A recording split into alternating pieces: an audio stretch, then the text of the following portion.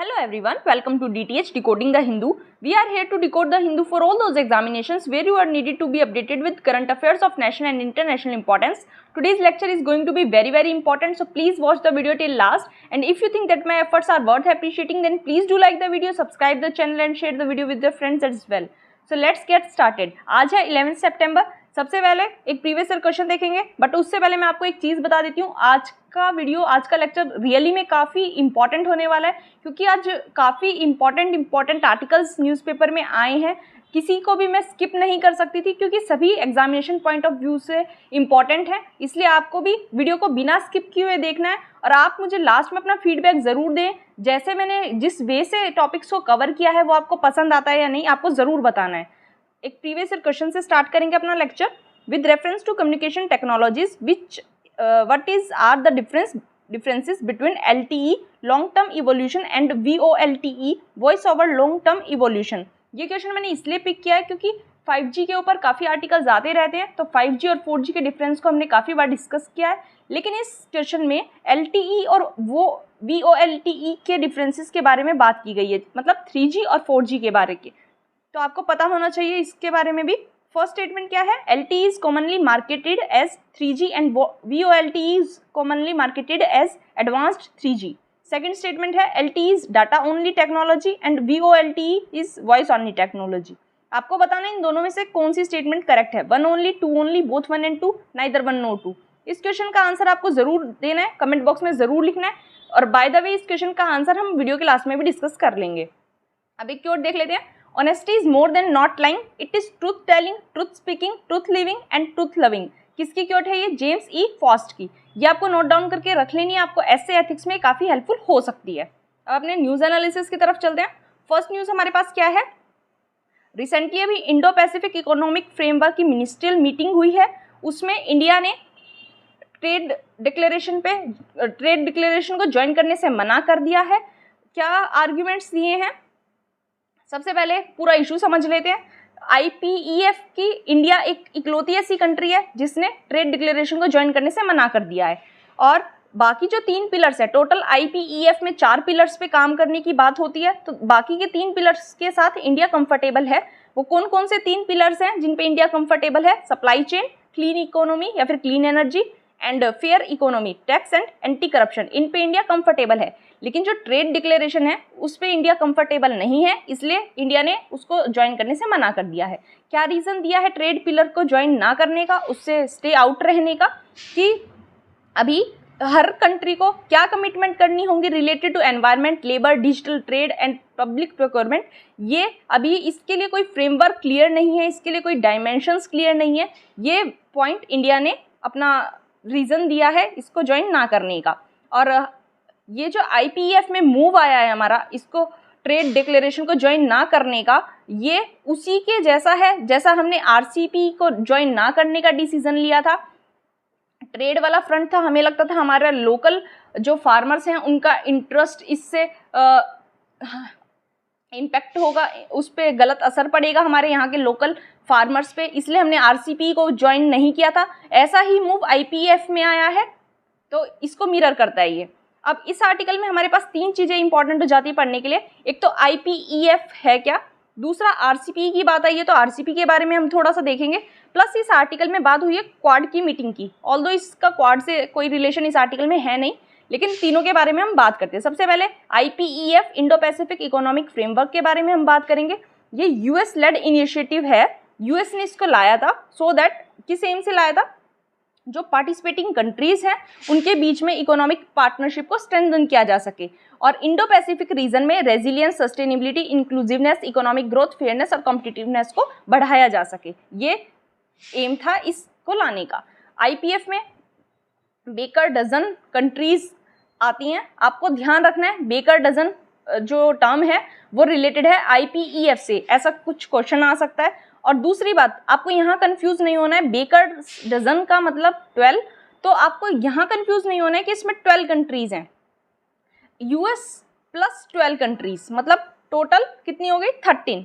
आपको ध्यान रखना है, डजन टर्म से आपको कंफ्यूज नहीं होना है. कौन कौन सी कंट्रीज हैं IPEF में? Australia, Brunei, India, Indonesia, Japan, Republic of Korea मतलब South Korea, Malaysia, New Zealand, Philippines, Singapore, Thailand, US और वियतनाम। ये टोटल वर्ल्ड जीडीपी का 40% ये कंट्रीज कॉन्स्टिट्यूट करती है, रिप्रेजेंट करती हैं। और यूएस ऑफिशियल ने इस बात पे काफ़ी जोर भी दिया है कि आईपीएफ जो है ये कोई फ्री ट्रेड एग्रीमेंट नहीं है, बल्कि एक ऐसा एग्रीमेंट है जो कि फ्लेक्सिबिलिटी को ऑफर करने के लिए बनाया गया है, सो दैट जो भी ट्रेड बैरियर्स हैं उनको थोड़ा कम किया जा सके।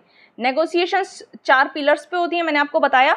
सबसे पहला ट्रेड पे हमने ज्वाइन करने से मना कर दिया है। सप्लाई चेन रेजिलियंसी, इस पे हम कंफर्टेबल थे। क्लीन एनर्जी एंड डीकार्बनाइजेशन, इस पे भी हम कंफर्टेबल थे। टैक्स एंड एंटी करप्शन, इस पे भी हम कंफर्टेबल थे।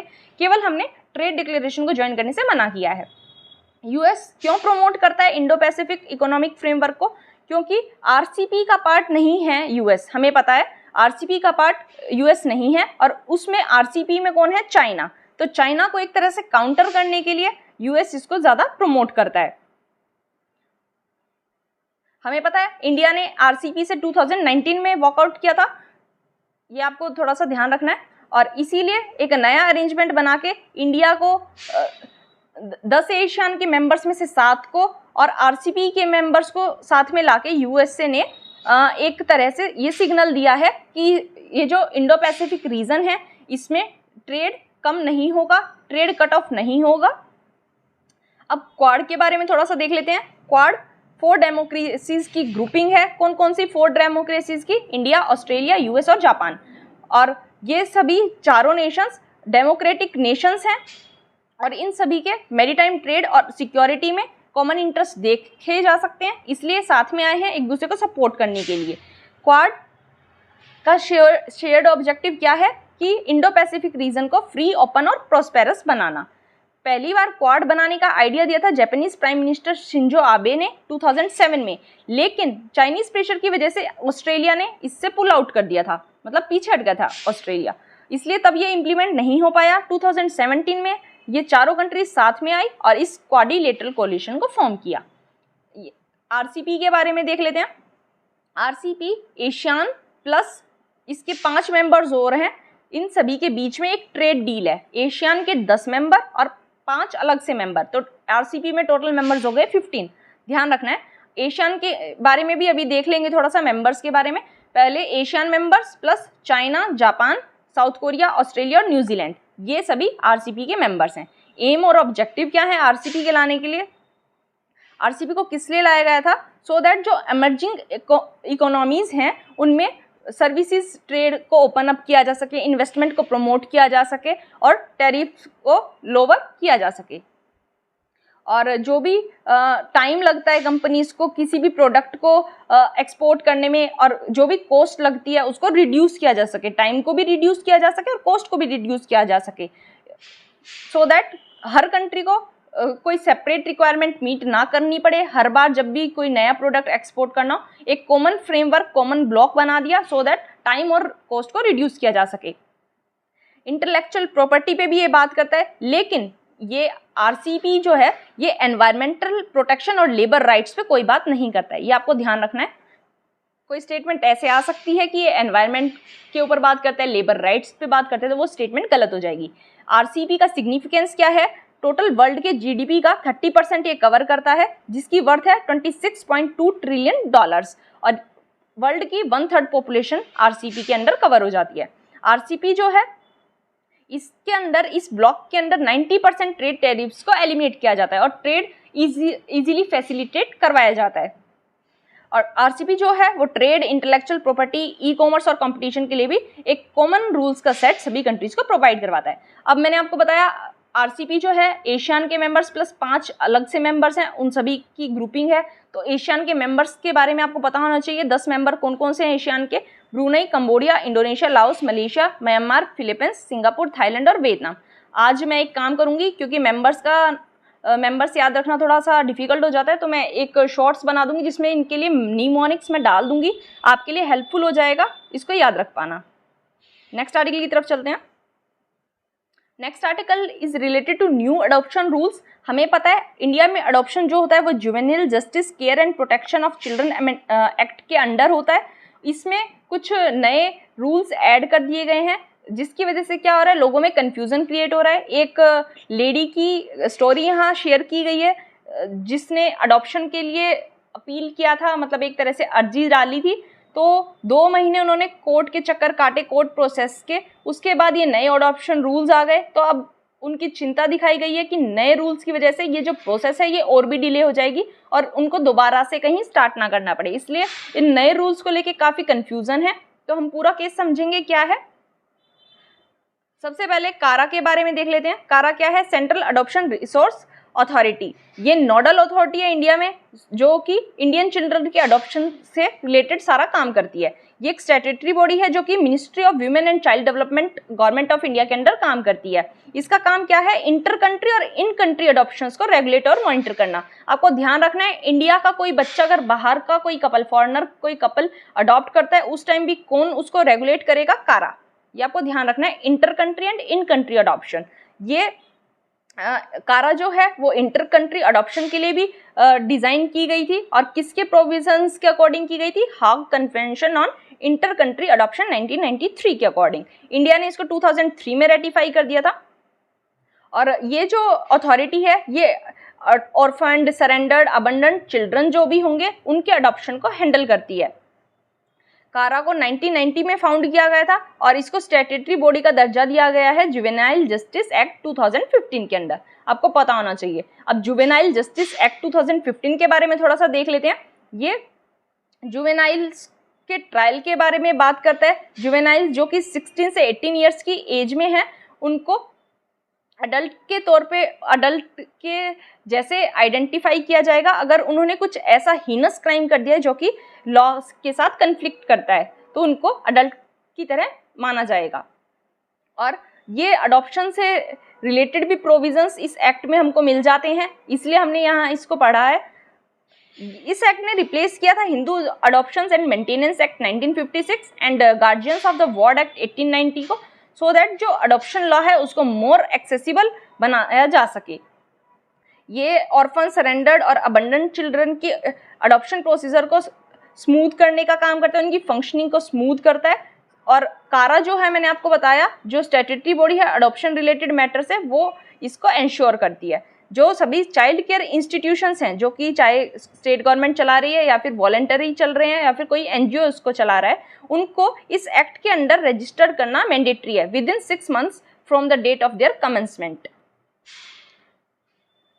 उसके बाद अमेंडमेंट जो आया है 2021 में, उसमें क्या प्रोविजंस ऐड कर दिए गए हैं? नॉन कॉग्निजेबल बना दिया गया है। जो जुवेनाइल जस्टिस एक्ट का एक चैप्टर था अदर ऑफेंसेस अगेंस्ट चिल्ड्रन, उसमें जो भी चिल्ड्रन के खिलाफ क्राइम होंगे जिनमें सजा थी 3 साल से 7 साल के बीच में, उनको नॉन कॉग्निजेबल बना दिया गया है। कॉग्निजेबल कौन से होते हैं? कॉग्निजेबल ऑफेंस वो होते हैं जहां बिना वारंट के किसी को अरेस्ट किया जा सकता है। और नॉन कॉग्निजेबल कौन से हो जाएंगे? जहां बिना वारंट के किसी को अरेस्ट नहीं किया जा सकता। और नॉन कॉग्निजेबल जो होते हैं वो बेलेबल भी होते हैं, मतलब इन ऑफेंसेस में बेल पर्सन को मिल सकती है। अडॉप्शन के से रिलेटेड क्या अमेंडमेंट लाया गया? इससे जो भी प्रोटेक्शन और अडॉप्शन प्रोसेस है उसको ज़्यादा स्ट्रेंथन कर दिया गया। और ऐसे काफ़ी सारे केसेस हैं जो पेंडिंग है कोर्ट के सामने, और इनकी प्रोसेस को फास्ट करने के लिए जो अब ये पावर है ये डिस्ट्रिक्ट मजिस्ट्रेट को ट्रांसफ़र कर दी गई है, कोर्ट वाली पावर।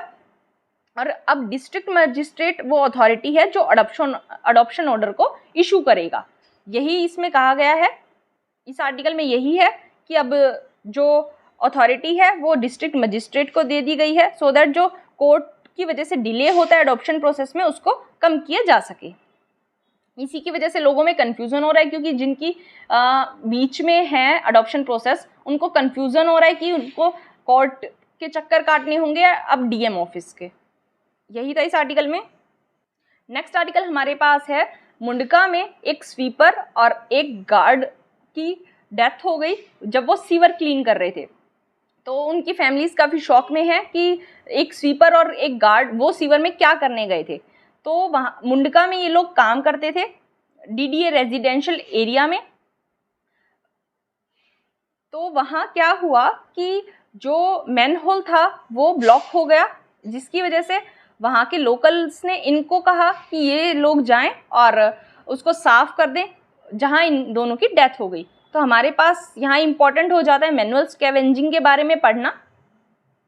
मैनुअल स्कैवेंजिंग को कैसे डिफाइन किया जा सकता है? The removal of human excrement from public streets and dry latrines, cleaning septic tanks, gutters and sewers. मतलब किसी भी public street, dry latrine, cleaning septic tanks, gutters या सीवर में से ह्यूमन एक्सक्रीमेंट को हाथों से रिमूव करना क्या कहलाता है? Manual scavenging. और इंडिया ने इस प्रैक्टिस को बैन किया है under prohibition of employment as manual scavengers and their rehabilitation act 2013 के अंदर। इस एक्ट में बैन किया गया है किसी भी इंडिविजुअल को मैनुअली क्लीनिंग, कैरिंग, डिस्पोजिंग करते हुए, अगर कोई भी ऐसा करते हुए पाया जाए ह्यूमन एक्सक्रीटा, तो उसके ऊपर बैन लगा है। और मैनुअल स्कैवेंजिंग को इस एक्ट के अकॉर्डिंग डीह्यूमनाइजिंग प्रैक्टिस के तौर पे रिकॉग्नाइज किया गया है। अब एक स्कीम आई है, जुलाई 2022 में ही आई है, नमस्ते स्कीम। आपको ध्यान रखना है ये रिलेटेड है मैनुअल स्कैवेंजिंग से, इसलिए मैंने इसको पिक किया है। इसको जॉइंटली 2 मिनिस्ट्रीज लाई हैं, एक तो ministry of housing and urban affairs, दूसरी ministry of social justice and empowerment. और इसका एम है जो अनसेफ सीवर और सेप्टिक टैंक क्लीनिंग प्रैक्टिसेस हैं उनको पूरी तरह से ख़त्म करना। ऑब्जेक्टिव क्या है? मैंने आपको बताया कि जो सैनिटेशन वर्क की में फैटिलिटीज़ होती है, मौत हो जाती है लोगों की, उसको जीरो लेके आना। जो भी सैनिटेशन वर्क होगा वो सभी स्किल्ड वर्कर्स के द्वारा किया जाएगा। कोई भी sanitation worker human faecal matter के डायरेक्ट कॉन्टैक्ट में नहीं आना चाहिए। जो भी सैनिटेशन वर्कर्स होंगे उनको सेल्फ हेल्प ग्रुप में ऑर्गेनाइज किया जाएगा सो दैट वो सैनिटेशन एंटरप्राइजेस को रन कर पाएँ। और इनको सुपरविजरी और मॉनिटरी सिस्टम को और भी ज़्यादा स्ट्रॉन्ग किया जाएगा, स्ट्रेंथन किया जाएगा at national, state and urban local body level, so that इन जो सभी सैनिटेशन वर्क है उनकी अच्छे से मॉनिटरिंग और एनफोर्समेंट की जा सके। जो भी कोई सैनिटेशन रिलेटेड सर्विस करवाना चाहता है उसके अंदर अवेयरनेस को इंक्रीज करना सो दैट कि वो किसी से सर्विस करवाएं, वो पर्सन वो सैनिटेशन वर्कर रजिस्टर्ड और स्किल्ड हो। अब यहाँ आप देख सकते हैं एक गार्ड को और स्वीपर को इन्होंने बोल दिया लोकल्स ने, यहाँ इनकी अवेयरनेस में ही कमी थी। इन्हें समझना चाहिए था कि ये लोग नहीं कर पाएंगे और इनकी जान को खतरा है। ऐसे ही लोगों के बीच अवेयरनेस बढ़ाने का काम करने की इसने बात की है नमस्ते स्कीम ने। और ministry of social justice and empowerment एक नेशन वाइड सर्वे प्रिपेयर कर रही है सो दैट जो भी सैनिटेशन वर्कर्स हैं सीवर्स और सेप्टिक टैंक की क्लीनिंग में एंगेज हैं उनको एक साथ लाया जा सके, उनको आइडेंटिफाई किया जा सके। और ये जो ई-न्यूमरेशन एक्सरसाइज है ये national action plan for mechanised sanitation ecosystem जो कि नमस्ते स्कीम है, इसका एक पार्ट है। इसको 500 अमृत सिटीज़ जो हैं उनमें कंडक्ट किया जाएगा। अमृत क्या है? Atal mission for rejuvenation and urban transformation. किस लिए मिशन लाया गया था? ये इंफ्रास्ट्रक्चर को डेवलप करने के लिए जिससे सैनिटेशन और क्लीन वाटर की फैसिलिटीज़ को अवेलेबल करवाया जा सके। 500 सिटीज़ में ये फर्स्ट पार्ट में लाया गया था। इसमें क्या होगा? सेल्फ एम्प्लॉयमेंट स्कीम के साथ ये इसको मर्ज कर दिया गया है for the rehabilitation of manual scavengers जो कि 2007 में स्टार्ट हुई थी। प्रोग्राम मॉनिटरिंग यूनिट्स 500 अमृत सिटीज़ के लिए सेटअप की जाएंगी सो दैट ये एक्सरसाइज की जा सके। और जब ये 500 सिटीज़ में एक्सरसाइज कंप्लीट हो जाएगी इसको पूरे नेशन में एक्सपेंड कर दिया जाएगा सो दैट जो भी गवर्नमेंट बेनिफिट्स देती है जैसे upskilling, loan and capital subsidies, ये मैनुअल स्कैवेंजर या फिर सैनिटेशन वर्कर, मैनुअल स्कैवेंजिंग तो हमारे इंडिया में बैन है, सैनिटेशन वर्कर्स को अपस्किलिंग और loan and capital subsidies provide करवाई जा सकें। ये इसमें इंपॉर्टेंट था। नेक्स्ट आर्टिकल की तरफ चलते हैं। दिल्ली में लंपी स्किन डिजीज़ के केसेस देखे गए हैं। ये लंपी स्किन डिजीज़ काफ़ी ज़्यादा न्यूज़ में आ रही है। मैं आपको बताती हूँ 2 इंस्टेंस। एक तो यूपी में काफ़ी ज़्यादा लंपी स्किन डिजीज़ के केसेस आए थे, हमने वो आर्टिकल कवर किया था। उससे पहले एक आर्टिकल आया था जिसमें अमूल के जो एमडी हैं उन्होंने कहा था कि लंपी स्किन डिजीज़ की वजह से जो कैटल है उनकी मिल्क यील्ड में कोई फ़र्क नहीं पड़ता। तब भी हमने लंपी स्किन डिजीज़ को कवर किया था, आज फिर से कवर कर लेते हैं। आपको पता होना चाहिए न्यूज़ क्यों आ रही है बार बार। लंपी स्किन डिजीज़ एक कैटल या वाटर बुफेलो में इन्फेक्शन की वजह से होती है। और कौन सा वायरस है? Lumpy skin disease virus. FAO Food and Agriculture Organization के अकॉर्डिंग इसमें मोर्टेलिटी रेट जो है वो 10% से कम है। लंपी स्किन डिजीज़ को सबसे पहले 1929 में जाम्बिया में पाया गया था और तब ये माना गया था कि ये पॉइजनिंग या फिर इंसेक्ट बाइटिंग से किसी अगर एनिमल को हाइपर सेंसिटिविटी है उसके रिजल्ट से होती है। इसका ट्रांसमिशन कैसे होता है? एनिमल्स के बीच इसका ट्रांसमिशन इंसेक्ट्स की वजह से हो सकता है, इंसेक्ट बाइटिंग की वजह से हो सकता है, जैसे मॉस्किटोज और बाइटिंग फ्लाइज। सिम्टम्स क्या हो सकते हैं? प्राइमरी सिम्टम्स हैं fever, fluid excretion from eyes and nose, saliva निकलेगा मुंह से, और जो एनिमल होगा अगर उसे लंपी स्किन डिजीज हो जाती है वो खाना बंद कर देता है और च्यूइंग और खाने में उसको प्रॉब्लम फेस होती है। और कहा गया है कि मिल्क प्रोडक्शन रिड्यूस हो जाता है, लेकिन हमने अभी आर्टिकल देखा था जहां अमूल के एमडी ने कहा था कि मिल्क प्रोडक्शन कम नहीं होता। प्रिवेंशन और ट्रीटमेंट कैसे किया जा सकता है? इनको वैक्सीनेट किया जा सकता है under livestock health and disease control programme of India. कोई भी एंटीवायरल ड्रग अभी स्पेसिफिकली इसके लिए नहीं अवेलेबल है, और केवल अवेलेबल ट्रीटमेंट जो है वो सपोर्टिव केयर है। केयर के द्वारा हम उसको बचा सकते हैं एनिमल को। स्प्रेज का यूज कर सकते हैं, केयर स्प्रेज का, एंटीबायोटिक्स का यूज कर सकते हैं, सो दैट सेकेंडरी इन्फेक्शन ना हो, प्राइमरी इन्फेक्शन से ही एनिमल ठीक हो जाए, उसके बाद उसके लेटर स्टेजेस का इन्फेक्शन उसको ना हो। एंटी इन्फ्लेमेटरी पेन किलर्स भी दे सकते हैं अगर किसी अफेक्टेड एनिमल का पेट खराब है, एपेटाइट खराब है, एपेटाइट लॉस हो गया है तो। फूड एंड एग्रीकल्चर ऑर्गेनाइजेशन के बारे में थोड़ा सा देख लेते हैं, इसका नाम आया है तो। ये यूएन की स्पेशलाइज्ड एजेंसी है जिसका मिशन क्या था? ये इंटरनेशनली एफर्ट्स करती है सो दैट हंगर को पूरे वर्ल्ड से खत्म किया जा सके। वर्ल्ड फूड डे सेलिब्रेट किया जाता है 16 अक्टूबर को, क्योंकि वो FAO का फाउंडिंग डे था। 1945 में इसको फाउंड किया गया था। ये इसके हेडक्वार्टर्स रोम इटली में है। इसकी 2 सिस्टर बॉडीज हैं, वर्ल्ड फूड प्रोग्राम और international fund for agriculture development. Initiatives कौन कौन से लिए हैं FAO ने, आपको ध्यान रखना है। GIAHS globally important agriculture heritage system monitors the desert locust, जो भी पूरे वर्ल्ड में लोकस्ट की प्रॉब्लम है उसको मॉनिटर करने का काम FAO का है। कोडेक्स एलिमेंटेरियस कमीशन या CAC एक ऐसी बॉडी है जो कि सारे FAO WHO के फूड स्टैंडर्ड प्रोग्राम को इम्प्लीमेंट करने का काम करती है। International treaty on plant genetic resources for food and agriculture, ये सभी इसके इनिशिएटिव्स हैं। कौन कौन सी रिपोर्ट ये पब्लिश करती है FAO, ये इंपॉर्टेंट हो जाता है। State of world fisheries and aquaculture SOFIA report, SOFO state of world forest, SOFI state of food security and nutrition in the world, SOFA state of food and agriculture, SOCO state of agriculture commodity markets, और last में world food price index, ये FAO लेके आता है, आपको ध्यान रखना है। इंडिया और FAO के बारे में थोड़ा सा देख लेते हैं। इंडिया ने प्रपोज किया था 2016 को international year of pulses declare करने के लिए, जो कि FAO ने उसका सपोर्ट किया था। और अब 2023 जो है वो इंटरनेशनल ईयर ऑफ मिलेट्स होने वाला है, उसमें भी FAO ने इंडिया को सपोर्ट किया है। इंडिया ने एक 75 रुपये का कॉइन डिनोमिनेशन लाया था to mark the 75th anniversary of FAO। ये बहुत इंपॉर्टेंट हो जाता है, क्योंकि यहाँ कन्फ्यूज़न होने की बात ये है, ये 75 रुपये का कॉइन, आपको लगेगा क्वेश्चन ऐसे आ सकता है कि हमारे जो इंडिपेंडेंस को 75 ईयर्स कंप्लीट हुए हैं इसके लिए लाया गया होगा, लेकिन नहीं, ये लाया गया था FAO की 75th एनिवर्सरी पे, जो कि थी 16 अक्टूबर 2020 में। यहाँ कन्फ्यूज़न आपको नहीं रखना है। नेक्स्ट आर्टिकल की तरफ चलते हैं। नेक्स्ट आर्टिकल हमारे पास रिलेटेड है कंपनसेटरी एफोरेस्टेशन से रिलेटेड, क्योंकि DDA ने जो कंपनसेटरी एफोरेस्टेशन के लिए रिक्वेस्ट आ रही थी उनको डिक्लाइन कर दिया है। क्या कहते हुए कि जो लैंड है वो शॉर्टेज हो रही है, लैंड शॉर्टेज हो रही है काफ़ी, और लैंड कंपनसेटरी एफोरेस्टेशन के लिए अवेलेबल है ही नहीं। तो इसमें हमें क्या देखना है, डिमांड की गई है जो गाइडलाइंस है कंपनसेटरी एफोरेस्टेशन के लिए उनको थोड़ा सा रिलैक्स किया जाए। और हमें पता है कंपनसेटरी एफोरेस्टेशन का पर्पस क्या है, जो भी लैंड का लॉस हुआ है उसको कंपनसेट करना by land and loss of trees by trees. यहाँ हमारे लिए इंपॉर्टेंट 2-3 चीज़ें हो जाती हैं।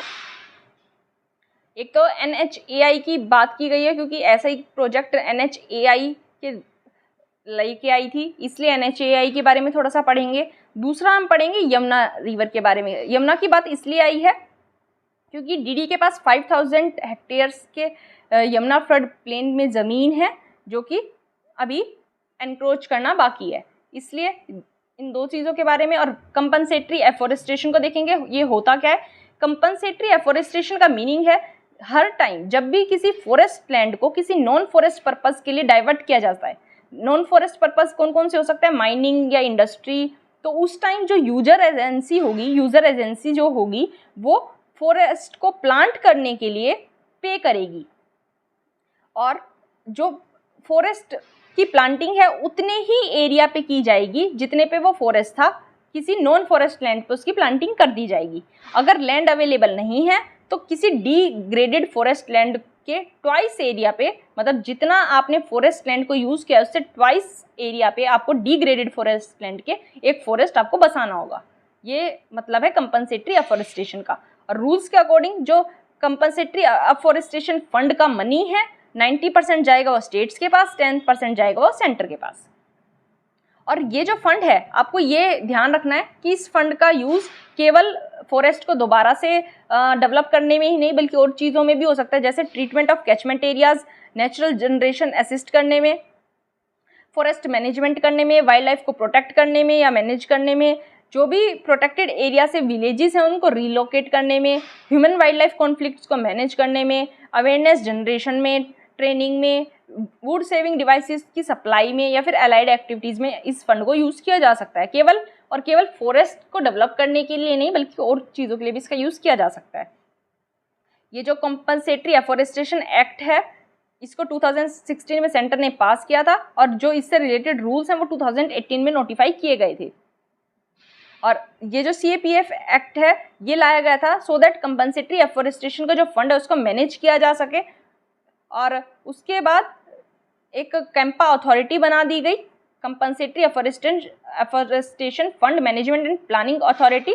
ये एडहॉक थी, मतलब स्पेशल पर्पस के लिए बनाई गई थी, ये आपको पता होना चाहिए। अब NHAI के ऊपर आ जाते हैं। NHAI national highway authority of India, NHAI act 1988 के अंडर बनाया गया था, मतलब ये एक स्टैट्यूटरी बॉडी है।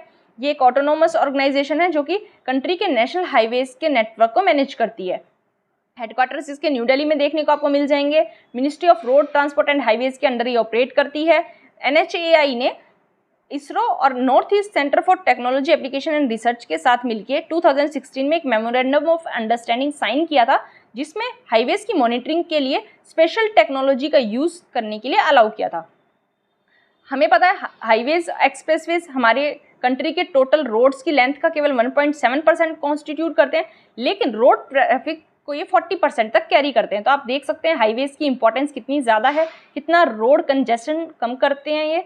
मैंडेट क्या है? NHAI का काम है नेशनल हाईवे डेवलपमेंट प्रोजेक्ट को इम्प्लीमेंट करना, जो कि इंडिया का लार्जेस्ट एवर हाईवे प्रोजेक्ट है। और इसके लिए गवर्नमेंट ऑफ इंडिया ने काफ़ी सारे इनिशिएटिव लॉन्च किए सो दैट नेशनल हाईवेज को स्ट्रेंथन किया जा सके।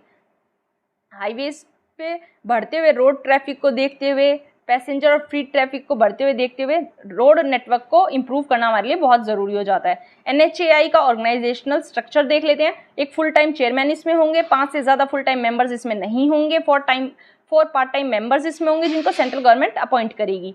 ग्रीन हाईवे पॉलिसी 2015 में लाई गई थी जिसका एम क्या था? जो हाईवे कॉरिडोर्स हैं उनको ग्रीन करना with the participation of community, farmers, private sector, NGOs and government institutions. और एक स्ट्रॉन्ग मॉनिटरिंग मैकेनिज्म को लेके आना by using ISRO Bhuvan and GAGAN satellite system. इन दोनों के बारे में भी हम देखेंगे ये हैं क्या। जो भी ट्री प्लांट किया जाएगा उसको काउंट भी किया जाएगा और उसकी ऑडिटिंग भी की जाएगी। और इस प्रोजेक्ट का एम था इंडिया को पॉल्यूशन फ्री बनाना, रोड एक्सीडेंट्स को कम करना और जो लोकल कम्युनिटीज़ हैं, लोकल पीपल हैं, उनको एम्प्लॉयमेंट प्रोवाइड करवाना। अब गगन के बारे में देख लेते हैं। गगन कोई सैटेलाइट नहीं है बल्कि एक system of satellite and ground station है जो कि GPS सिग्नल प्रोवाइड करवाता है सो दैट हमें बेटर पोजीशन एक्यूरेसी मिल पाए। ये फर्स्ट ऐसा सिस्टम है जिसे इंडिया और नेबरिंग कंट्रीज़ के लिए डेवलप किया गया था और इसको इक्वेटोरियल रीजन में रखा गया है। जियो स्पेशल पोर्टल है एक भुवन, इसका काम क्या है? ये एक वेब पोर्टल है जिससे कि आप ज्योग्राफिक इंफॉर्मेशन को फाइंड और एक्सेस कर सकते हैं और जो भी रिलेटेड ज्योग्राफिक सर्विसेज हैं उनको आप एक्सेस कर सकते हैं विया इंटरनेट। अब यमुना रिवर के बारे में देखते हैं इस आर्टिकल में। यमुना रिवर हमें पता है गंगा की एक मेजर ट्राइब्यूटरी है, यमुनोत्री ग्लेशियर से निकलती है जो कि बंदरपूछ पीक में है मसूरी रेंज की। और ये मीन सी लेवल से 6387 मीटर अबव एलिवेशन पे ये निकलती है। और उत्तराखंड उत्तरकाशी डिस्ट्रिक्ट से निकलती है। मतलब आप पूरा का पूरा इसका लोकेशन एक बार दोबारा समझ लीजिए। गंगा की मेजर ट्राइब्यूटरी है यमुनोत्री ग्लेशियर, जो कि बंदरपूछ पीक के पास है मसूरी रेंज में। ये 6387 मीटर्स ऊंची है सी लेवल से, वहाँ से निकलती है। एलिवेशन इसका वहाँ है जो कि उत्तरकाशी डिस्ट्रिक्ट उत्तराखंड में है। बेसिन देख लेते हैं इसका। गंगा से ये संगम में जाके मिलती है। संगम कहाँ है? जहाँ कुंभ मेला लगता है, प्रयागराज में है संगम। प्रयागराज उत्तर प्रदेश में। प्रयागराज इलाहाबाद का नया नाम है। और उसके बाद उससे पहले, गंगा से मिलने से पहले ये उत्तराखंड, हिमाचल प्रदेश, हरियाणा और दिल्ली में बहती हुई जाती है। टोटल लेंथ इसकी 1376 किलोमीटर है। इंपॉर्टेंट डैम देख लेते हैं यमुना पे कौन कौन से हैं। लखवार व्यासी डैम जो कि उत्तराखंड में है। ताजेवाला बैरेज डैम हरियाणा में है, ये आपको पता होना चाहिए। इंपॉर्टेंट ट्राइब्यूटरीज कौन कौन सी है? चंबल, सिंध, बेतवा, केन। इसमें यही इंपॉर्टेंट था। नेक्स्ट आर्टिकल की तरफ चलते हैं। दिल्ली गवर्नमेंट ने एक स्कीम लाई थी 2019 में, जहां जो भी स्कूल गर्ल्स बाहर स्कूल से हो चुकी हैं उनको 6 रुपये में 6 सैनिटरी पैड्स प्रोवाइड करवाने के लिए स्कीम लाई गई थी। लेकिन क्या कहा गया है, 30 मंथ से इन स्कूल गर्ल्स को ये जो सैनिटरी पैड्स हैं ये नहीं अवेलेबल हो रहे हैं। 1 रुपये का एक पैड हो गया, 6 रुपये में 6 पैड थे, तो मतलब 1 रुपये में एक पैड। तो 30 महीने से, पास्ट 30 महीनों से ये पैड्स इनको प्रोवाइड नहीं करवाए जा रहे हैं। तो क्या आर्गुमेंट दिए गए हैं कि जो गवर्नमेंट है वो इस स्कीम को रीस्ट्रक्चर करने की प्रोसेस में है, so that 10 sanitary pads free of cost दिए जा सके to about 50,000 outdoor school girls और 20,000 गर्ल्स स्कूल स्टूडेंट्स को। ये इसके लिए गवर्नमेंट काम कर रही है। और उसके साथ साथ 6,000 आशा वर्कर्स को भी हर महीने फ्री सैनिटरी पैड प्रोवाइड करवाना चाहती है गवर्नमेंट।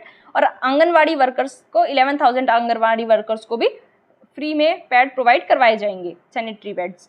तो इसलिए रीस्ट्रक्चरिंग के वजह से हो सकता है इस स्कीम का काम रुक गया हो एक तरह से। ये जो स्कीम है ये सेंट्रल गवर्नमेंट की मेंस्ट्रुअल हाइजीन स्कीम का एक पार्ट है। और हमें पता है ये दिल्ली गवर्नमेंट ने जब 2019 में लॉन्च की थी ये स्कीम, तो इस स्कीम का नाम रखा था उड़ान।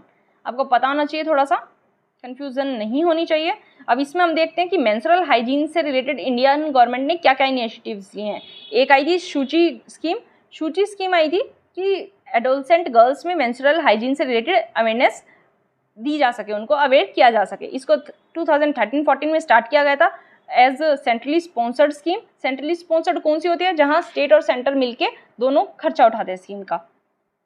उसके बाद सेंटर ने स्टेट्स को पूरा का पूरा इस स्कीम का स्टेक दे दिया था फ्रॉम 2015-16। मतलब उसके बाद से ये पूरी की पूरी स्कीम स्टेट ऑपरेट करने लग गई थी। मेंस्ट्रुअल हाइजीन स्कीम आई थी, ये आई थी 2011 में। एडोलसेंट गर्ल जो कि 10 से 19 ईयर्स की एज की गर्ल्स हैं रूरल एरियाज की, उनमें मेंस्ट्रुअल हाइजीन को प्रमोट करना, ये इसका काम था। मेन एम था। सबला प्रोग्राम आया था जिसको ministry of women and child development ने इम्प्लीमेंट किया था। इसका फोकस था न्यूट्रिशन, हेल्थ, हाइजीन और रिप्रोडक्टिव एंड सेक्सुअल हेल्थ के बारे में वीमेन को अवेयर करना। नेशनल रूरल लिवलीहुड मिशन आया था। इसमें सेल्फ हेल्प ग्रुप और स्मॉल मैन्युफैक्चर को सपोर्ट किया जा रहा था सो दैट वो सैनिटरी पैड्स प्रोड्यूस कर सकें। स्वच्छ भारत मिशन में भी मेंस्ट्रुअल हाइजीन मैनेजमेंट को एक इंटीग्रल पार्ट बनाकर रखा गया था। 2017 में गाइडलाइंस इशू की गई थी जेंडर इश्यूज इन सैनिटेशन में, जो कि ministry of drinking water and sanitation ने इशू की थी, सो दैट जेंडर इक्वालिटी और empowerment of women and girls को इंश्योर किया जा सके। और हमें पता है अगर menstrual hygiene management safe and effective होगा तो वो एडोलसेंट गर्ल्स और वुमेन के स्ट्रॉन्गर डेवलपमेंट के लिए इम्पॉर्टेंट होगा। उसके बाद national guidelines on menstrual hygiene management आई थी 2015 में। Ministry of drinking water and sanitation इसको लाया था।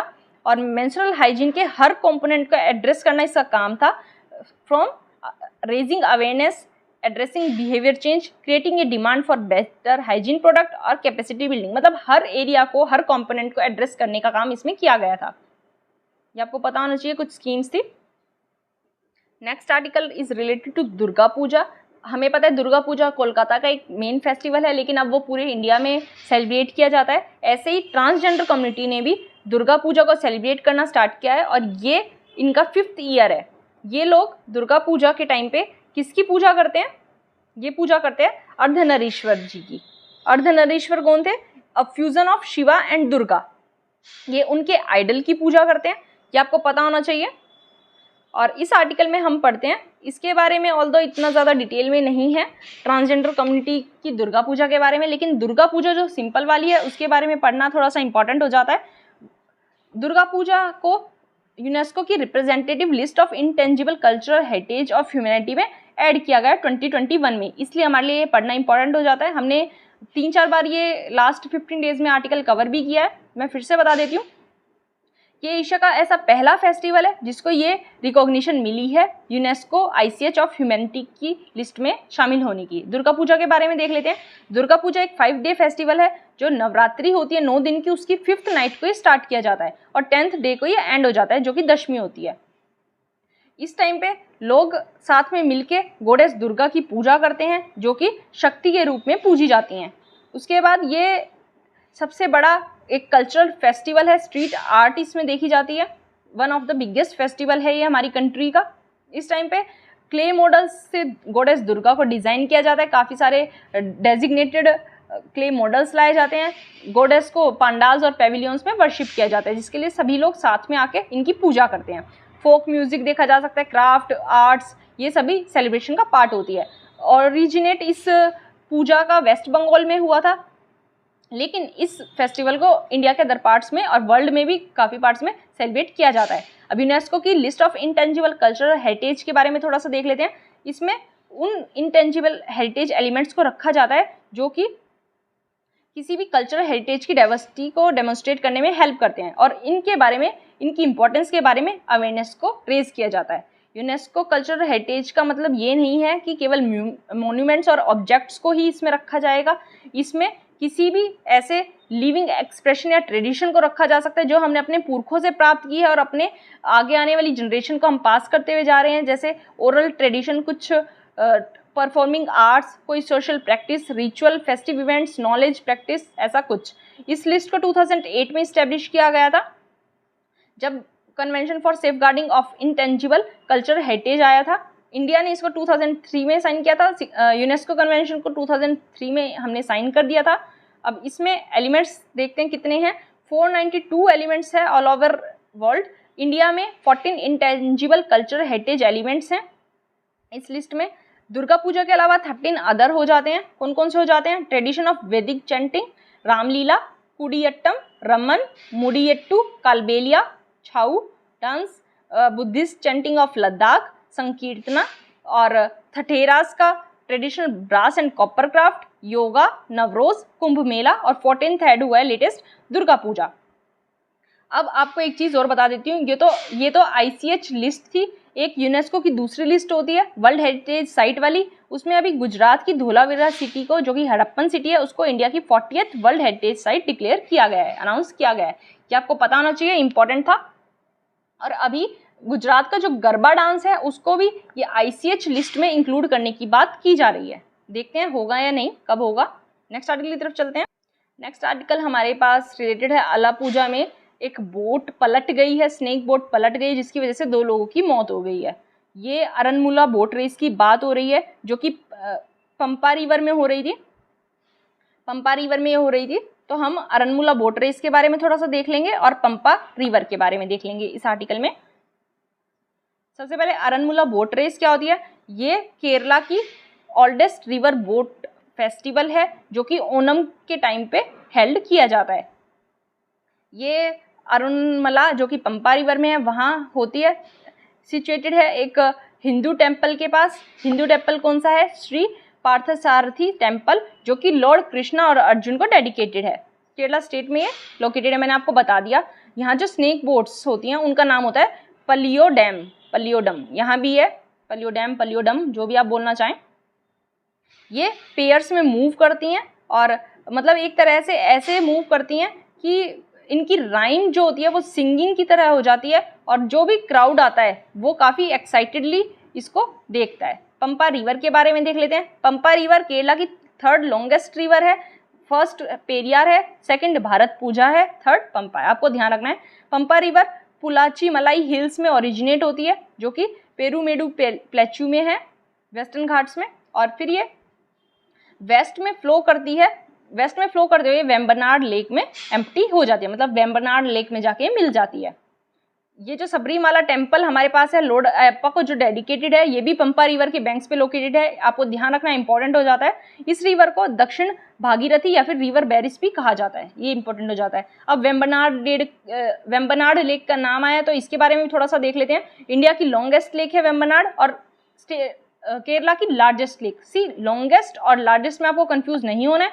लॉन्गेस्ट का मतलब है कि सबसे ज़्यादा लंबी, और लार्जेस्ट का मतलब है कि जिसकी एक तरह से एरिया जिसका ज़्यादा हो। सबसे ज़्यादा बड़ी, लंबी और बड़ी में डिफरेंस आपको पता होना चाहिए, यहाँ कंफ्यूज आपको नहीं होना है।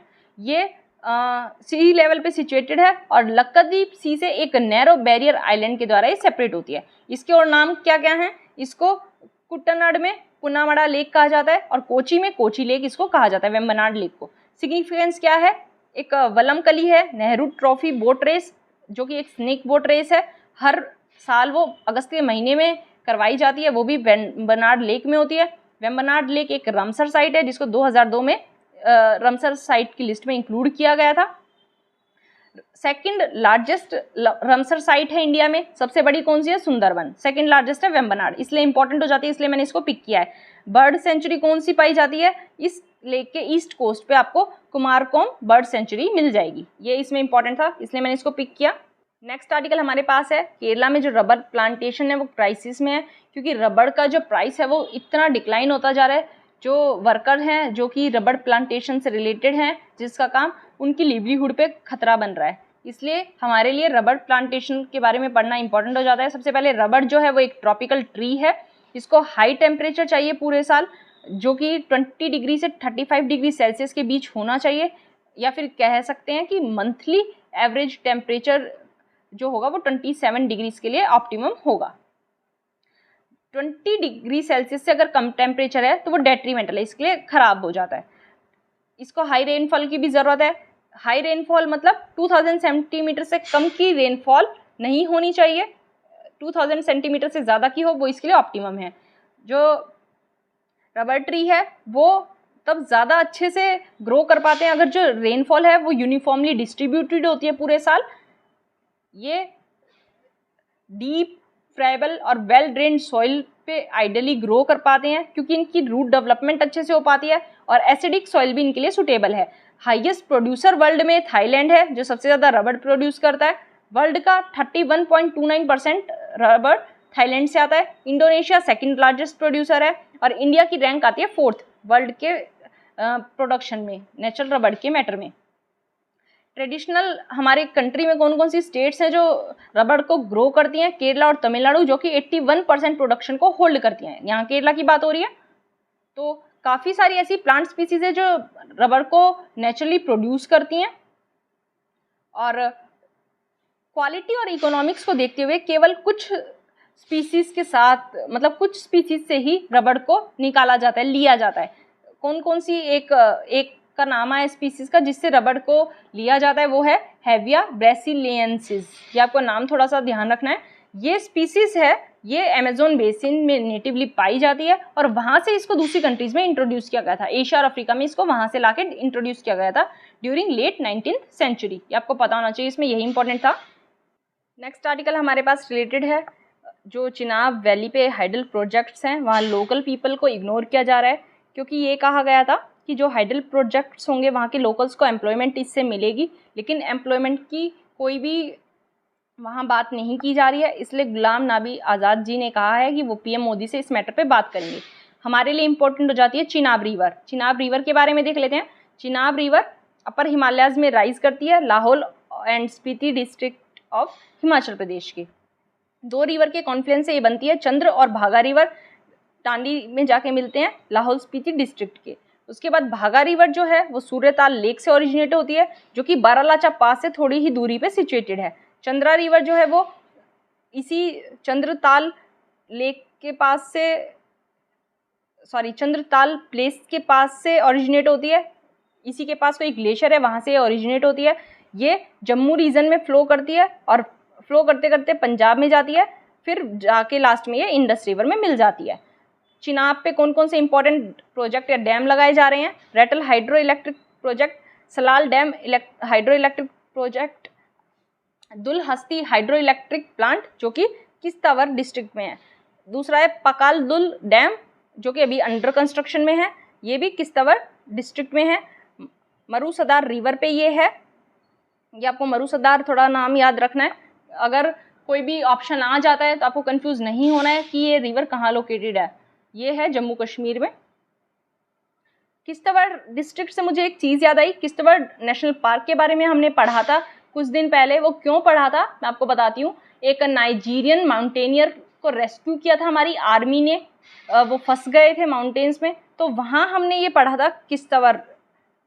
तो किश्तवाड़ नेशनल पार्क के बारे में थोड़ा सा रिवाइज कर लेते हैं फिर से। किश्तवाड़ डिस्ट्रिक्ट में लोकेटेड है जम्मू कश्मीर के। नॉर्थ में इसके बहती है रीने रिवर, वेस्ट में बहती है मारवा रिवर। ये दोनों रिवर के नाम आपको थोड़ा सा याद रखने हैं। सदर्न पार्ट में कीबर नाला कैचमेंट्स देखने को मिल जाएंगे और ईस्टर्न पार्ट में आपको देखने को मिलेगा इसके ग्रेट हिमालय। रिवर्स के नाम थोड़ा सा इंपॉर्टेंट हो जाता है, आपको ध्यान रखना है। ये जो पार्क है ये हाई एल्टीट्यूड पे लोकेटेड है और यहाँ brown bear, leopard, snow leopard, Himalayan musk deer, hangul और आइबेक्स पाए जाते हैं। इंडियन रेलवेज ने अभी एक चिनाब पे ब्रिज बनाया है। इसकी इंपॉर्टेंस क्यों देखी जा सकती है, क्योंकि वर्ल्ड का हाईएस्ट रेलवे ब्रिज है। कौन से रिवर पे बना है, चिनाब पे। ये आपको ध्यान रखना है, कंफ्यूज नहीं होना है, इसलिए इंपॉर्टेंट हो जाता है। नेक्स्ट आर्टिकल हमारे पास रिलेटेड है, एक एग्रो इकोनॉमिक्स सुखपाल सिंह जी हैं। इन्होंने अपने व्यूज़ दिए हैं कि जो फार्म में डिस्ट्रेस चल रहा है उससे बाहर निकलने का केवल वे है कोऑपरेटिव्स को प्रमोट करना।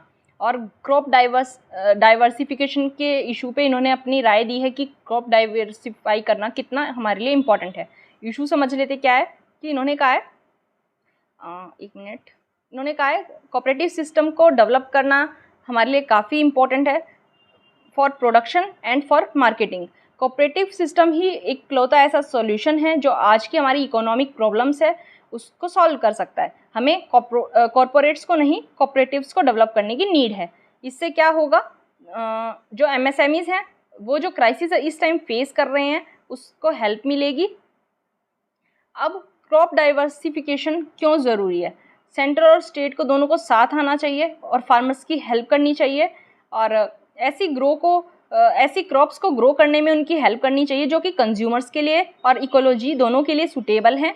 और स्टेट को ऐसे रिसोर्सेज इशू करने चाहिए जो कि फार्मर्स को क्रॉप डाइवर्सिफिकेशन के लिए थोड़ा सा एक तरह से अवेयर करे, प्रमोट करे, इंसेंटिव्स दे। नेचुरल फार्मिंग पंजाब में कंसीडर नहीं की जा सकती क्योंकि पंजाब का प्रोडक्टिविटी लेवल देखते हुए नेचुरल फार्मिंग वहाँ काम नहीं करेगी, सक्सेसफुल नहीं हो पाएगी। और इन्होंने कहा है कि there is nothing called zero budgeting, सभी चीज़ों का बजट होता है, कोई भी जीरो बजटिंग नाम की कोई चीज़ नहीं होती है। इसलिए हमें क्या करना है, केमिकल्स का यूज़ कम करना है फार्मिंग में और प्रिसीजन फार्मिंग को हमें प्रमोट करना है। तो यहाँ हम कोऑपरेटिव्स के बारे में बहुत डिटेल में पढ़ेंगे, आप समझते जाना, मैं बता रही हूँ। कहीं आपको कन्फ्यूज़न हो तो आप वीडियो दोबारा से देख लेना। कोऑपरेटिव की डेफिनेशन हमें मिलती है ICA से, इंटरनेशनल कोऑपरेटिव अलायंस से, जो कि कोऑपरेटिव को एक ऑटोनोमस एसोसिएशन ऑफ पर्संस की तरह डिफाइन करता है जो कि वॉलंटरी साथ में आते हैं अपनी common economic, social, cultural needs को देखते हुए, एस्पिरेशंस को देखते हुए और अपने लिए एक जॉइंटली ओन्ड और डेमोक्रेटिकली कंट्रोल एंटरप्राइज खड़ा करते हैं। कॉन्स्टिट्यूशनल प्रोविजंस देख लेते हैं। हमारे कॉन्स्टिट्यूशन में कोऑपरेटिव से रिलेटेड कौन कौन से प्रोविजन है। कॉन्स्टिट्यूशन में 97th अमेंडमेंट एक्ट 2011 से एक नया पार्ट ऐड किया गया था, पार्ट 9B। पार्ट 9A जो म्यूनिसिपल से रिलेटेड है। पार्ट 9 आपको बताना है किससे रिलेटेड है, बहुत ईजी है। पार्ट 9B ऐड किया गया था कोऑपरेटिव्स के लिए। और जो ये कोऑपरेटिव वर्ड है इसको आर्टिकल 19(1)(c) में भी ऐड किया गया था। यूनियन एंड एसोसिएशन था, उसके साथ कोऑपरेटिव को भी ऐड कर दिया गया था।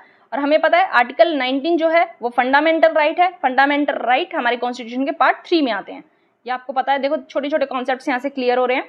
उसके बाद इसकी वजह से क्या हुआ, सभी सिटीजन्स के पास ये राइट आ गया कि वो कोऑपरेटिव फॉर्म कर सकते हैं, क्योंकि ये सिटीजन्स का फंडामेंटल राइट बना दिया गया। आर्टिकल 43B भी ऐड किया गया DPSP में, जो कि DPSP हमें पता है पार्ट 4 में है हमारे कॉन्स्टिट्यूशन के। सो दैट स्टेट का काम है कोऑपरेटिव सोसाइटीज़ को प्रमोट करना। अब देख लेते हैं कोऑपरेटिव्स का इवॉल्वमेंट कैसे हुआ हमारी कंट्री में। इनफॉर्मल कोऑपरेटिव्स थे पहले। फॉर्मल कोऑपरेटिव स्ट्रक्चर आने से पहले हमारे पास इनफॉर्मल कोऑपरेटिव्स काफ़ी पार्ट्स में देखे जा सकते थे। कुछ जगह इन्हें क्या कहा जाता था, देवराई, वनाराई, चिट फंड्स, कुरीज, बीशीज, फर्ड्स, ये सभी नाम कोऑपरेटिव्स के लिए यूज़ किए जाते थे। मद्रास प्रेसिडेंसी जो थी वहाँ निधीज या म्यूचुअल लोन एसोसिएशंस बनाई गई थी। पंजाब में एक ऐसी सोसाइटी बनाई गई थी कोऑपरेटिव लाइंस पे 1891 पे, जहाँ जो भी विलेज की कॉमन लैंड है उसको कंट्रोल किया जाता था और उसके बेनिफिट को सभी के साथ शेयर कर लिया जाता था। ऐसे ही और भी जो एफर्ट्स थे वो सभी वॉलंटरी थे और नॉन ऑफिशियल थे, मतलब ऑफिशियली उनके ऊपर कोई भी होल्ड नहीं था किसी का। फर्स्ट ऑफिशियल स्टेप लिया गया जब सर विलियम वेडरबर्न ने डकन रेड्स के बाद ये प्रपोजल दिया कि एग्रीकल्चरल बैंक की इस्टेब्लिशमेंट की जाए, सो दैट जो रूरल इंडेप्टनेस है उसको थोड़ा सा रेमेडी मिल पाए। अब प्री इंडिपेंडेंस में कोऑपरेटिव मूवमेंट की इवोल्यूशन देख लेते हैं कैसे हुआ। फर्स्ट कोऑपरेटिव एक्ट आया, कब आया? सबसे पहले इंडियन फेमाइन कमीशन आया था 1901 में, जिसकी वजह से गवर्नमेंट ने एक कमेटी सेटअप की थी अंडर सर एडवर्ड लॉ की प्रेसिडेंसी में, और इन्होंने अपनी रिपोर्ट में कोऑपरेटिव सोसाइटी को इंट्रोड्यूस करने के लिए एडवाइस किया।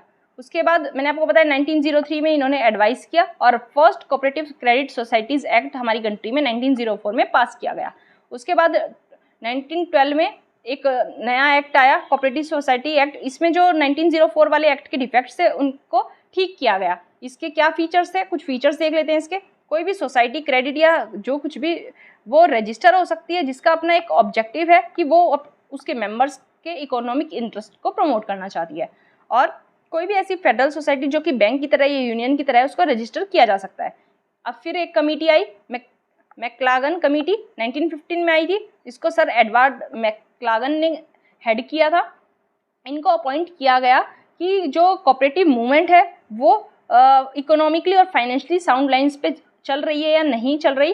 तो इन्होंने क्या कहा था, इन्होंने अपनी रिपोर्ट में ये कहा था कि जो इंडियन मासेस हैं उनकी इलिटरेसी, मतलब अनपढ़ हैं लोग, वो इसको इग्नोर कर रहे हैं, एप्रोप्रिएट वे से फंड्स को यूज़ नहीं कर रहे, नेपोटिज्म काफ़ी ज़्यादा देखा जा सकता है और लोन ग्रांट करने में काफ़ी डिले हो रहा है। इसलिए जो कोऑपरेटिव मूवमेंट है उसमें काफ़ी सारे डिफेक्ट्स इन्होंने बताए।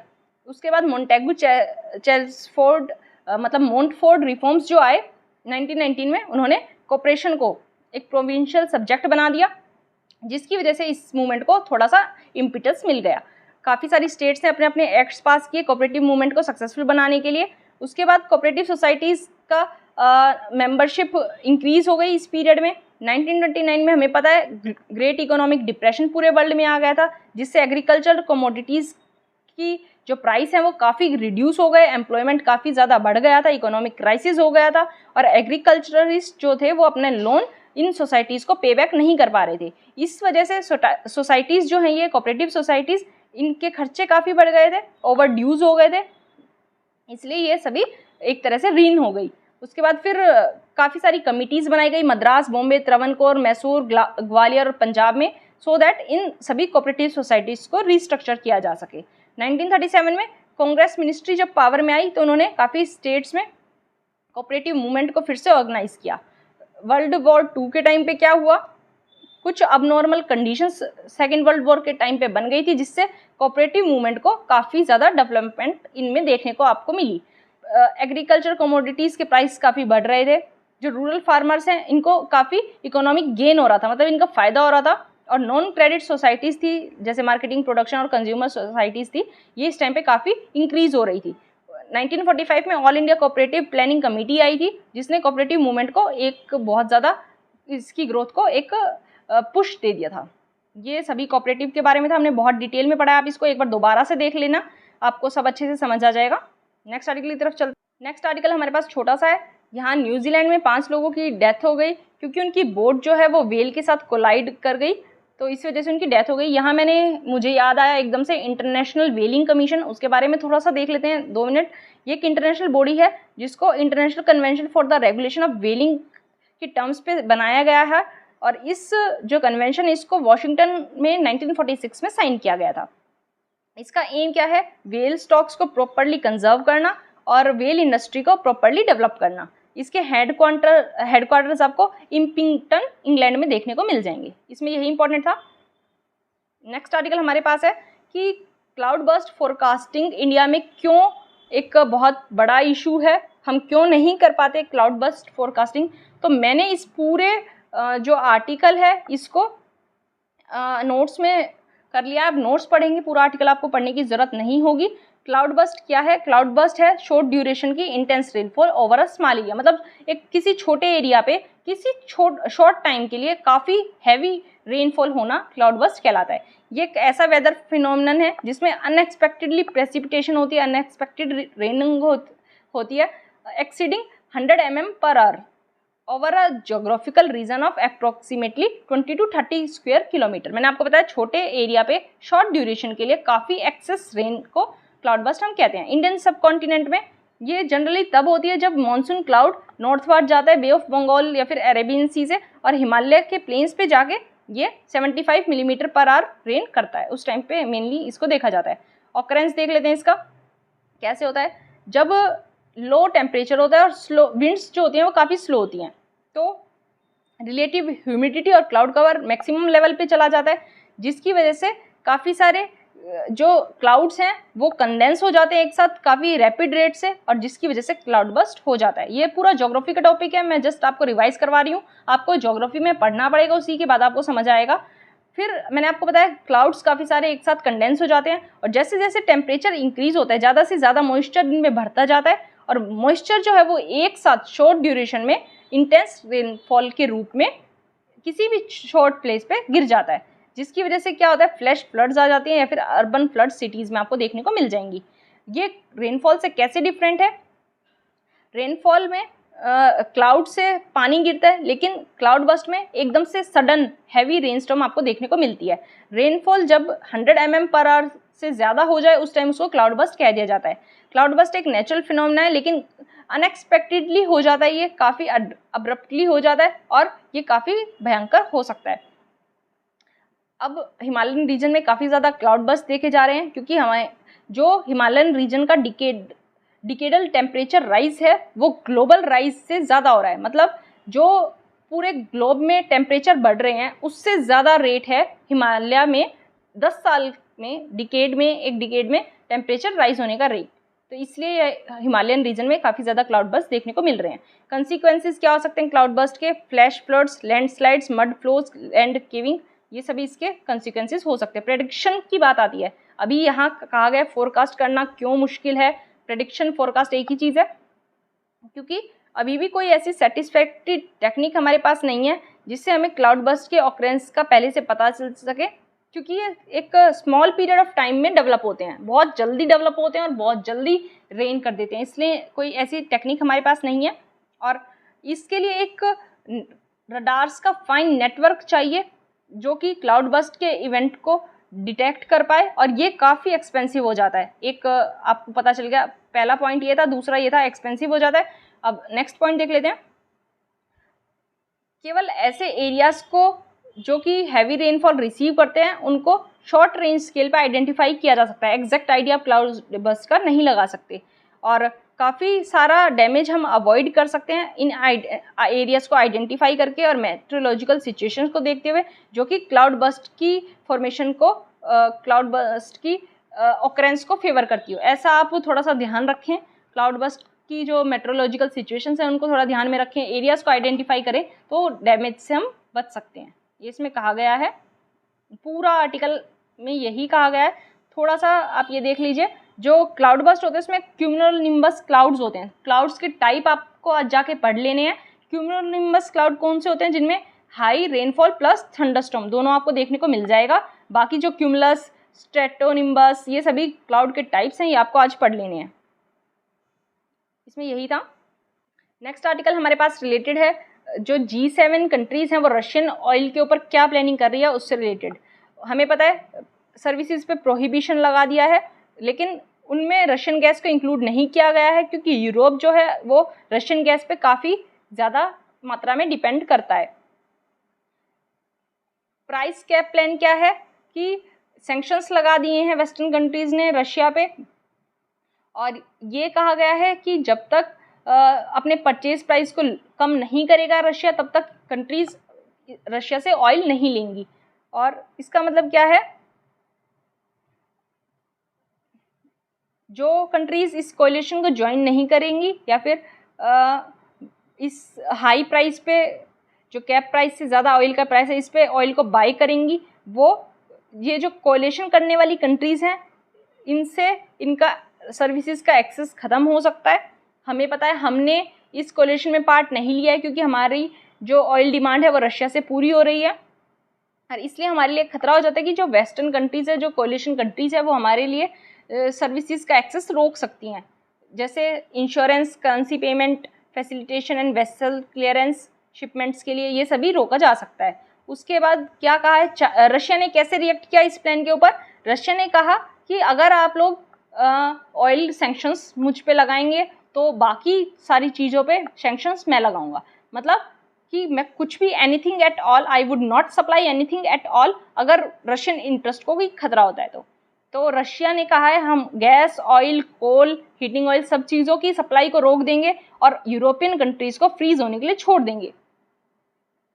रशिया ने एक हॉल्ट अनाउंस किया है नॉर्थ स्ट्रीम 1 पाइपलाइन पे, हमें पता है, जो यूरोप को जर्मनी से कनेक्ट करती है, और मेंटेनेंस इशू का नाम लिया है अभी, लेकिन हमें पता है रशिया ऐसा क्यों कर रहा है, सारी यूरोपियन कंट्रीज के अंदर फियर जगाने के लिए।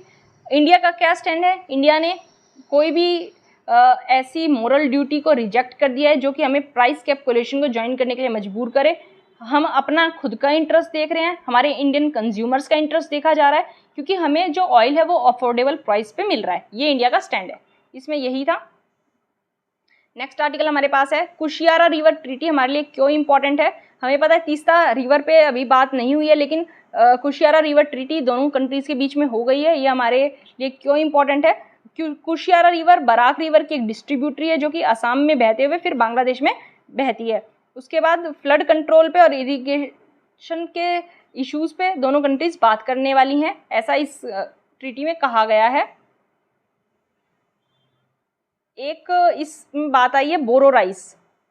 अब मैं आपको बताती हूँ, हमने कल ही राइस के बारे में पढ़ा है और ये कहा था कि जहाँ फेवरेबल कंडीशंस देखी जाती हैं वहाँ राइस की एक साल में, एक एग्रीकल्चर ईयर में मतलब 3 बार राइस को उगाया जाता है, और वेस्ट बंगाल में 3 बार राइस को उगाया जाता है जिन्हें कहा जाता है ओस, अमन और बोरो। तो यहाँ केवल बोरो की बात हुई है, इसके साथ है ओस और दूसरी अमन। ये राइस के नाम है, आपको ध्यान रखना है। ओस, अमन, बोरो राइस वेराइटीज़ के नाम है जो कि वेस्ट बंगाल में ग्रो की जाती हैं।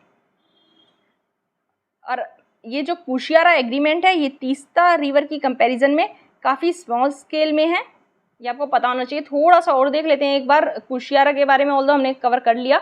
एक डिस्ट्रीब्यूटरी रिवर है जो कि बांग्लादेश और असम में डिस्ट्रीब्यूट हो जाती है।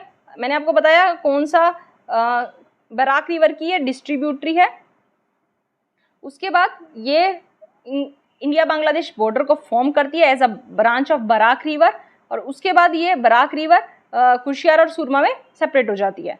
कुशियारा ओरिजिनेट होती है नागालैंड में, फिर वहाँ से मणिपुर, मिजोरम, असम से कुछ ट्रिब्यूटरीज आके कुशियारा में मिल जाती हैं, वहाँ से इसका पानी आता है। इसमें यही इंपॉर्टेंट था। नेक्स्ट आर्टिकल की तरफ चलते हैं। कोविड नसाल वैक्सीन डेवलप की गई है भारत बायोटेक के द्वारा, हमें पता है। कल भी उनको change maker of the year award दिया था हमारी फाइनेंशियल मिनिस्टर ने, हमने आर्टिकल देखा था। मैंने आपको कहा भी था कि भारत बायोटेक क्यों न्यूज़ में है। आप लोग कमेंट का कोई रिप्लाई नहीं करते हैं, मतलब आप कमेंट कोई आंसर करते ही नहीं। आप लोग प्लीज़ पार्टिसिपेट ज़रूर किया कीजिए, चाहे आंसर गलत हो जाए, लेकिन पार्टिसिपेट करना बहुत इंपॉर्टेंट रहता है। तभी आपको क्वेश्चन सॉल्व करने आएंगे, तभी आपको आदत पड़ेगी, चीज़ों को लंबे समय तक याद रख पाएंगे आप लोग। तो आप पार्टिसिपेट ज़रूर किया कीजिए। हमें पता है Central Drugs Standard Control Organisation ने अपनी नोट दे दी थी कि ये जो भारत बायोटेक ने नेजल वैक्सीन बनाई है इसको इमरजेंसी सिचुएशन में यूज़ किया जा सकता है। रेस्ट्रिक्ट रखा है भी इमरजेंसी सिचुएशंस के लिए इसको। ये काम कैसे करेगी?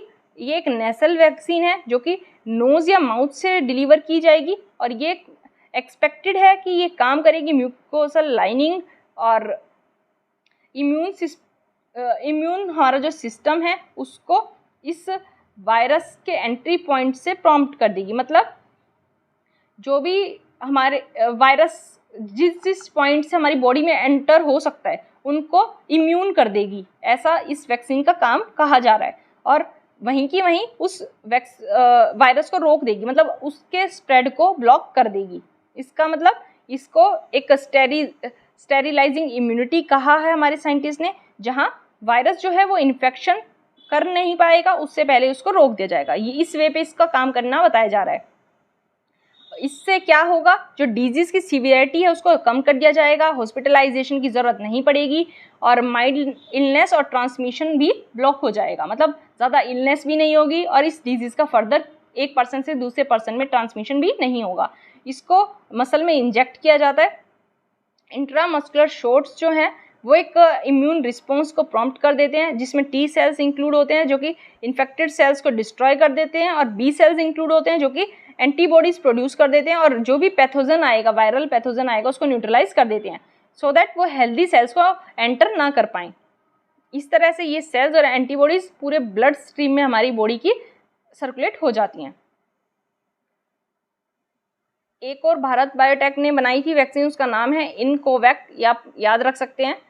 और हमारे लिए एट लास्ट वे आउट क्या बताया गया है कि नेसल वैक्सीन का ट्रायल डाटा का जो भी पब्लिकेशन है उसको जल्दी से जल्दी किया जाए और उसको जल्दी से जल्दी रोल आउट किया जाए, सो दैट हमें इसके बारे में ज़्यादा से ज़्यादा इन्फॉर्मेशन हो पाए। और बच्चों के लिए भी ऑप्शन आना चाहिए, क्योंकि अभी तक इनके बच्चों के लिए इन वैक्सीन का यूज़ ऑथराइज नहीं किया गया है।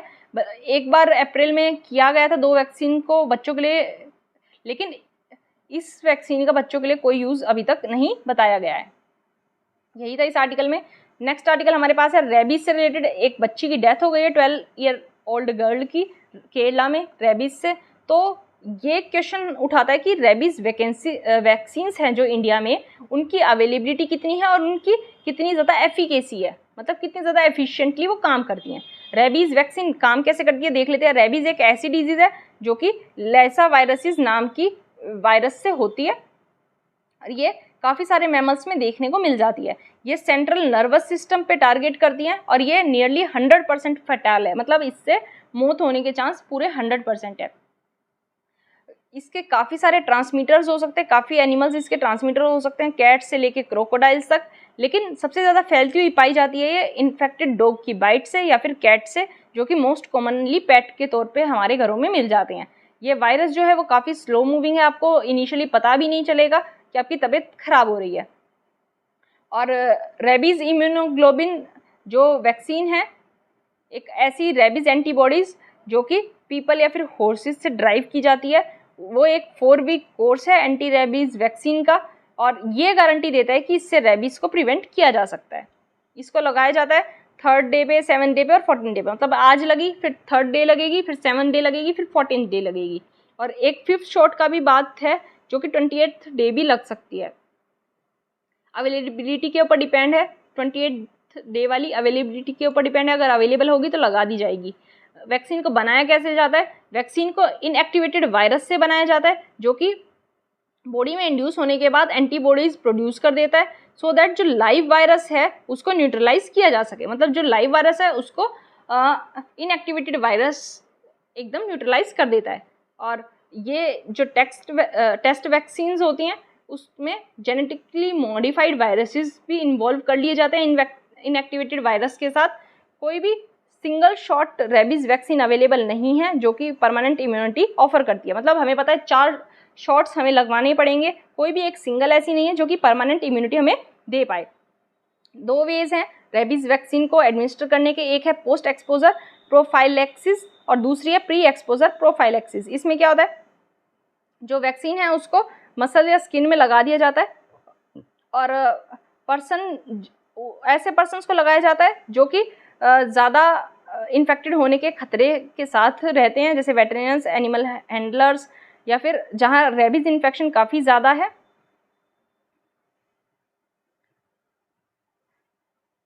सॉरी मैंने ये गलत बता दिया, ये जो पोस्ट एक्सपोजर वाली है ये ऐसे पर्सन्स को दी जाती है जिनको बाइट कोई एनिमल कर चुका है और आपको लगता है अगर वो एनिमल इन्फेक्टेड है तो उस टाइम पे आपको जो वैक्सीन लगाई जाएगी वो होगी पोस्ट एक्सपोजर प्रोफाइलैक्सिस।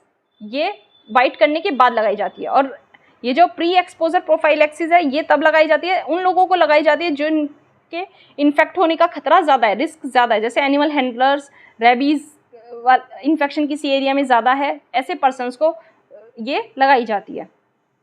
इसको लगाने का फ़ायदा क्या है प्री एक्सपोजर वाली को, कि अगर बाइट कोई कर भी ले तो उसको इम्यूनोग्लोबिन इंजेक्शन लगाने की ज़रूरत नहीं पड़ेगी और केवल वैक्सीन की 2 शॉट उसके फुल प्रोटेक्शन के लिए इनफ हो जाएगी।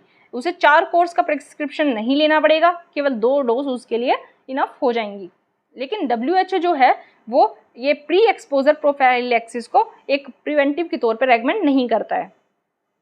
रेबीज़ वैक्सीन का इंडिया में क्या सिनेरियो है? इंडिया में एटलीस्ट 6 रेबीज़ वैक्सीन्स अप्रूव्ड की गई हैं जो कि इनएक्टिवेटेड वायरस को कंटेन करती है, जो कि duck, chicken, human cell cultures से बनाया गया है और उसको सेफ कैटेगरी में रखा गया है और लॉन्ग इम्यूनिटी हमें देता है।